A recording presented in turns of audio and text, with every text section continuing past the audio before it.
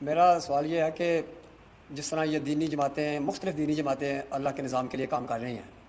اور اسی جو برائی ہے اس سے بھی زیادہ بڑھ کر تیزی سے بڑھ رہی ہے۔ برائی جو ہے معاشرے کے اندر دیندار لوگوں سے آگے ہے اس کا نمبر،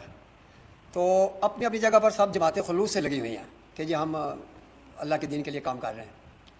تو میرے ذہن میں یہ مشورہ آتا تھا کہ اگر ساری دینی جماعتیں جمع ہو کر، یعنی اس میں جمع ہونا تو بہت مشکل مسئلہ ہے،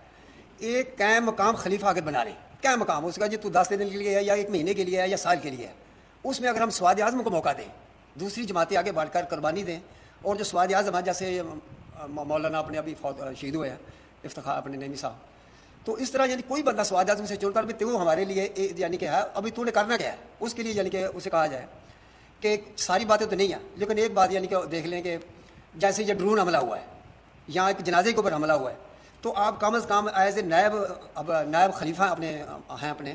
تو آپ یہ پوری امت کو اعلان کریں کہ ٹھیک ہے بھئی یہ ڈرون حملہ کیوں، یعنی کہ جنازے یا مدرسے کو کیوں مارا گیا، یہ ہماری فوج کو نہیں اٹھتی یا ہمارے پورے ملک کے لوگ میڈیا کو نہیں احتجاج کر رہا۔ دیکھیے آپ کی بات جو ہے اس میں بعض چیزیں بنیادی طور پر مغالطے پر مبنی ہیں۔ آپ کا خیال یہ ہے کہ دینی جماعتیں جتنی بھی ہیں وہ دین کے لیے کام کر رہی ہیں، یہ بات غلط ہے۔ ہمارے ہاں جو دینی جماعتیں کہلاتی ہیں، مذہبی جماعتیں، ان کی اکثریت فرقے وارانہ ہیں، وہ اپنے فرقے کے لیے کام کرتی ہیں، دین کے لیے نہیں کرتی۔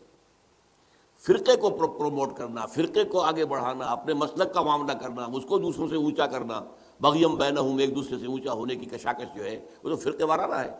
اسی میں اس چپکرش کے اندر وہ لگے ہوئے ہیں، دین کے لیے کہاں کام کر رہے ہیں۔ اور نمبر یہ کہ آپ جو کہتے ہیں کہ سب خلوص سے کام کر رہے ہیں، یہ آپ کو کیسے معلوم ہو گیا؟ بہت سے لوگ ہوتے ہیں کہ ان کے اندر کوئی اپنے قیادت یا اپنی چودراہٹ کی جو ہے طلب ہوتی ہے، یہ تو اللہ ہی جانتا ہے کون خلوص سے کام کر رہا ہے کون نہیں کر رہا۔ تاہم یہ کہ ہم اگر حسن زن سے کام لیں تب بات ہو سکتی ہے۔ البتہ یہ ہے کہ یہ کوئی خلیفہ مقرر کرنا وغیرہ تو ممکن ہے ہی نہیں، اس لیے کہ سب سے پہلے سوال پیدا ہوگا پہلا خلیفہ کون ہوگا؟ کوئی جماعت پیچھے ہٹنے کو تیار ہوگی؟ یہ کام جو ہے یہ تو اس طرح ہوگا کہ ایک جماعت اگر اللہ تعالیٰ کو پسند آ جائے اور وہ جماعت جو ہے اور اس کی قیادت جو ہے وہ اتنی آگے نکل جائے کہ باقی سب لوگ جو ہیں ان میں سے تمام جماعتوں میں سے جو مخلص کارکن ہوں گے وہ اس جماعت کے ساتھ آ جائیں گے۔ جو دنیا دارانہ انداز میں کام کر رہے ہوں گے وہ نہیں آئیں گے، جو اپنے مفادات کے لیے کام کر رہے ہوں گے وہ نہیں آئیں گے، لیکن جو مخلص ہوں گے وہ انشاءاللہ آ جائیں گے، بشرطے کہ کوئی جماعت میدان میں آئے اور قربانیاں دے۔ لوگ دیکھ لیں گے اب یہ لوگ قربانیاں دے رہے ہیں اور جس طور سے دے رہے ہیں وہ واقعتاً ایسی ہے کہ اس کی جو ہے اس کا ساتھ دیا جائے تو پھر یہ ہے کہ اس کے اندر لوگوں کی شمولیت ہوگی اور اللہ تعالیٰ کی طرف سے کامیابی کی شکل پیدا ہو جائے گی۔